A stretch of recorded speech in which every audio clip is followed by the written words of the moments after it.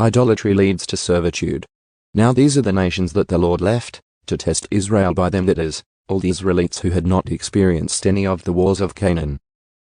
Only in order that the generations of the sons of Israel might be taught war, those who had not experienced it previously. These nations are the 5 governors of the Philistines, and all the Canaanites and the Sidonians, and the Hivites who lived on Mount Lebanon, from Mount Baal-hermon as far as Lebo-hamath. They were left to test Israel by them, to find out if they would obey the commandments of the Lord, which he had commanded their fathers through Moses.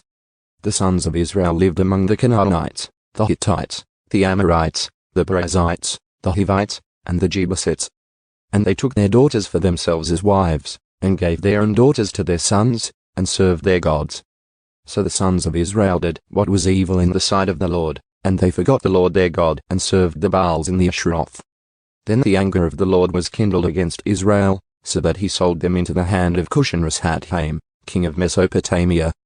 And the sons of Israel served Cushan-Rishathaim for 8 years. The first judge frees Israel.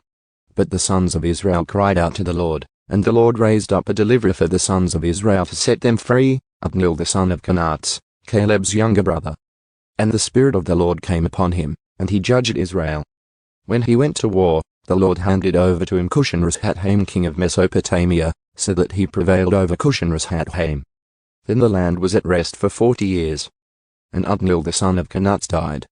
Now the sons of Israel again did evil in the sight of the Lord. So the Lord strengthened Eglon the king of Moab against Israel, because they had done evil in the sight of the Lord. And he gathered to himself the sons of Ammon and Amalek. And he went and defeated Israel, and they took possession of the city of the palm trees. And the sons of Israel served Eglon the king of Moab for 18 years. Ehud kills Eglon. But when the sons of Israel cried out to the Lord raised up a deliverer for them, Ehud the son of Gera, the Benjaminite, a left-handed man. And the sons of Israel sent tribute by him to Eglon the king of Moab. Now Ehud made himself a sword which had 2 edges, a cubit in length, and he strapped it on his right thigh under his cloak. Then he presented the tribute to Eglon king of Moab. Now Eglon was a very fat man. And it came about, when he had finished presenting the tribute, that Ehud sent away the people who had carried the tribute. But he himself turned back from the idols which were at Gilgal, and said, I have a secret message for you, O king. And the king said, Silence. And all who were attending him left him. Then Ehud came to him while he was sitting in his cool roof chamber alone. And Ehud said, I have a message from God for you. And he got up from his seat.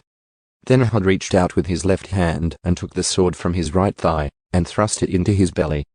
The hilt of the sword also went in after the blade, and the fat closed over the blade, because he did not pull the sword out of his belly. And the refuse came out. Then Ehud went out into the vestibule, and shut the doors of the roof chamber behind him, and locked them. When he had left, the king's servants came and looked, and behold, the doors of the roof chamber were locked. And they said, Undoubtedly he is relieving himself in the cool room. So they waited until it would have been shameful to wait longer. But behold, he did not open the doors of the roof chamber. So they took the key and opened them, and behold, their master had fallen to the floor dead. Now Ehud escaped while they were hesitating, and he passed by the idols and escaped to Sarah. And when he arrived, he blew the trumpet in the hill country of Ephraim. And the sons of Israel went down with him from the hill country, and he was leading them. Then he said to them, Pursue them, for the Lord has handed your enemies the Moabites over to you. So they went down after him and took control of the crossing places of the Jordan opposite Moab, and did not allow anyone to cross. They struck and killed about 10,000 Moabites at that time, all robust and valiant men, and no one escaped. So Moab was subdued that day under the hand of Israel. And the land was at rest for 80 years.